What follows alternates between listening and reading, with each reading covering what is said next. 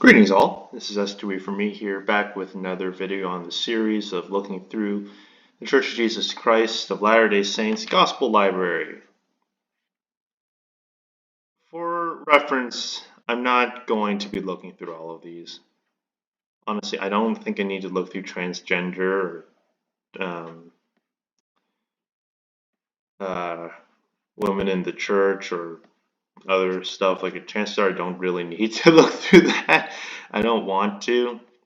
Alright, this is a lot of stuff. There's a lot of stuff here. Oh man, I do have to appreciate they have a very good library. It's just no, I don't want to go through this. Anyways, today we're going to be looking at the topic of apostasy. All right, who doesn't love apostasy? Yeah, it's a great topic, right? Apostasy, aka the falling away from the established truth. The Latter-day Saints believe in something known as the Great Apostasy, which occurred after the Savior, Jesus, established his church. The idea is that after Jesus established the church and after the apostles all died, we had some crazy stuff beginning to happen within the church, and all of a sudden, people stopped believing in the original gospel. We started to have people who followed a different gospel and the gospel was corrupted. Now, this view is technically right, but not totally. The argument of the great apostasy is not a mere local apostasy or individual apostasy, but we are talking here instead of the whole of the church falling away, such that many plain and precious parts have been lost and the gospel was disappeared from the face of the earth. The church ceased to exist. It is not that there was any church that continued to exist that was properly there. Rather, the entire church ceased to exist as it was intended to be. The Latter-day Saints believe that they are the restored church of Jesus Christ on this earth, and they believe that it is through the teachings of Joseph Smith, the Book of Mormon, Doctrine and Covenants, and the Pearl of Great Price that they are able to claim full status as the true church. Also note that they have prophets. That is something that we will be getting to in a later video. Now, of course, we as Christians would disagree with them, that there was not a great apostasy. There were apostasies, there were apostates, but the church continued to exist and continues to exist to this day. I'm a part of that church. You likely are a part of that church if you are a Christian. The Latter-day Saints claim that that is not the case. So let's go through this article and see what their arguments are. Now, again, I will note that their gospel library is not rigorous academic engagement. So to that end, there is likely stuff that is missing here. But if this is what they are putting out in a public view, then I would propose to you that our response to this should be at least sort of sufficient to deal with the average Latter-day Saint who would bring up these arguments. So let's go into this. So they argue that men corrupted the principles of the gospel and made unauthorized changes in church organization and priesthood ordinances. So let's first look at this. Corrupted the principles of the gospel. Now, yes, there were people like the Gnostics, or people like the false teachers teaching the Galatians and the Corinthians about false teachings and about false doctrines, but these were always met with being countered. Now, the principles of the gospel do not seem to have been changed from the Bible. That is, the Bible still preaches a gospel of salvation through faith alone in Christ alone. That no works, under any circumstances, can not only not save us, but also cannot improve our standing before God. The principles of the gospel remain intact. And it takes a mere look through the New Testament to realize that in fact, they are actually properly there. And that if anyone wishes to follow proper Christianity, they would turn to the New Testament and the Old Testament, but primarily New Testament because it gives more instructions for the church and the gospel, but turn to it and follow it. Now, another claim that they make is that there have been unauthorized changes in church organization and priesthood ordinances. Now, this is their biggest argument, and this is the biggest thing that they can support. They will argue that, wow, look at all of the churches here. Wow, this one does infant baptism, Presbyterians. This one does baptism by sprinkling. I don't know who does that, actually. I know there are, but I just can't remember who. These guys don't believe in war. These guys have priests and reverends. These guys have whatever, right? And they say, well, look at all of this. Unauthorized changes in church organization and priesthood ordinances. This is wrong. No. So the thing is that why does that matter? Church organization is not a matter of the gospel, right? So they will claim that the great apostasy has resulted in the loss of the gospel. Just because we have priests versus pastors and reverends versus most reverend does not mean that the gospel has disappeared. It just means that we disagree on how we do church. We do different things here, and we say, okay, we will, do it different ways. There's not a problem there.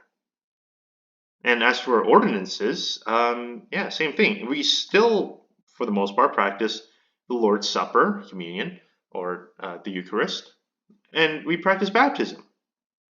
There are other stuff that people do, like foot washing and holy kiss, but by and large, the stuff survives. Now, here's the interesting thing. They argue that because of this widespread apostasy, the Lord withdrew the authority of the priesthood from the earth. This is in direct contradiction, of course, to Matthew chapter 16, verse 18, which says, I will build my church, and the gates of hell shall not prevail against it. Okay, so it appears that they will argue, well, Jesus removed the church from the earth, the authority of the priesthood. But he apparently also said, I will build my church, and the gates of hell shall not prevail against it. So, yeah. And that's the problem. The idea of the great apostasy is in direct contradiction to Jesus' words in Matthew chapter 16, verse 18. The gates of hell shall not prevail against the church. The church, once established by Jesus, will not be destroyed. The gates of hell would not be able to destroy it. And yet these guys, Latter-day Saints, claim that it did. Now, let's keep going. Yes, they argued that there was the restoration of the fullness of the gospel. It is worth looking at the gospel principles, and I don't think I've done a video on that yet. No, I haven't. I will do that. But they argue that the gospel is not sola fide. It is sola fide plus, I don't know what the Latin word for work is.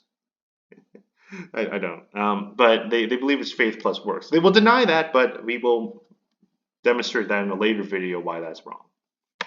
Now, here's an interesting thing. None of these converts, right? So they argue that this is a restored Christianity, so people converted from other Christian denominations, right?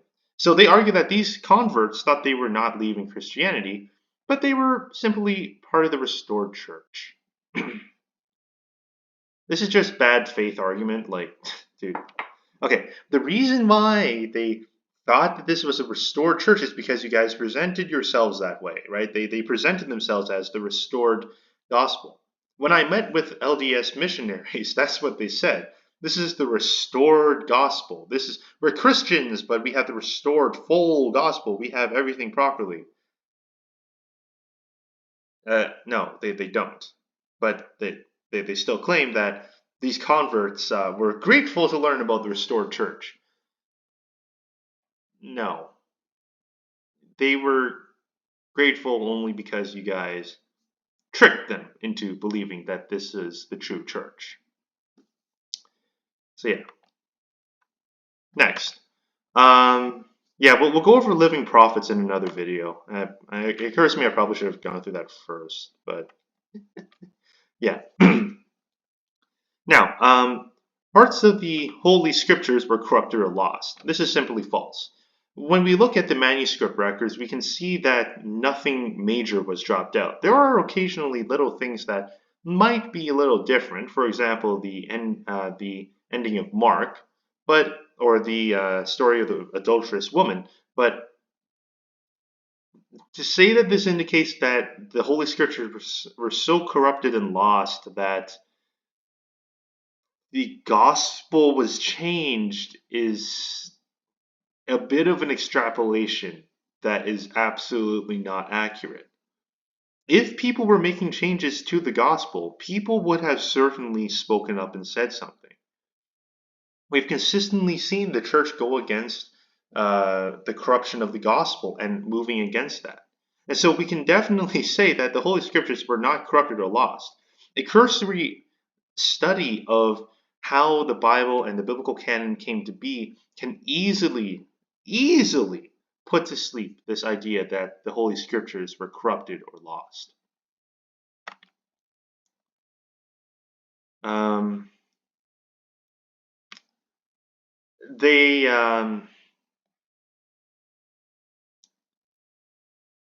Yeah, there's a lot of stuff I will get back to.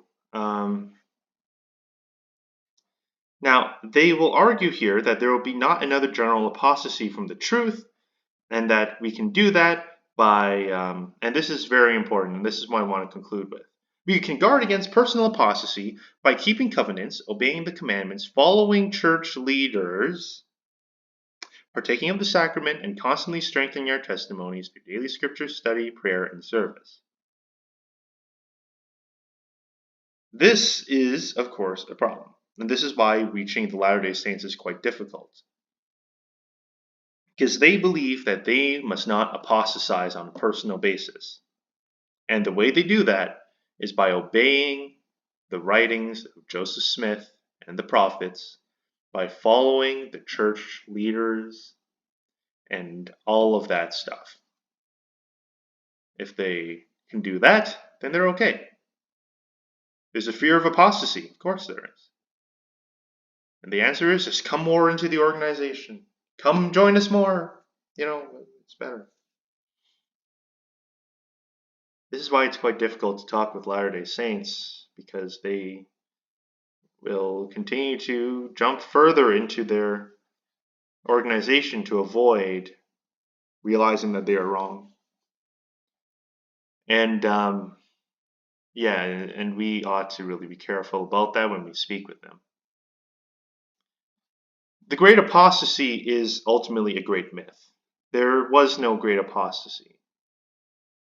The additional things that were added are either minimal, as in church organization, or inconsequential.